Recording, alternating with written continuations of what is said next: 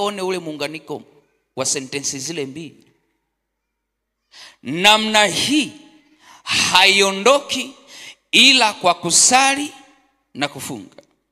Kwa hiyo lazima ndani ya moyo wako ujue mahali ambapo unaweza ukatumia imani ambayo Mungu ameweka ndani yako. Kumbuka kuanzia Jumatatu, Jumanne tulikuwa tunaangalia imani. Sasa kuna mahali unaweza ukatumia imani kabisa na jambo likatokea. Sasa hapa nawaambia jambo la kwanza ambalo limetokea mkaferi, jambo la kwanza ni kwa sababu ya upungufu wa imani yenu, jambo la kwanza. Lakini jambo la pili, kwa namna hii, kwa kesi hii ambayo imekuja, kwa hii kesi haiwezekani isipokuwa kwa kusali na kufunga. Sasa utajuaje sasa hii natakiwa nisali, hii natakiwa nifunge?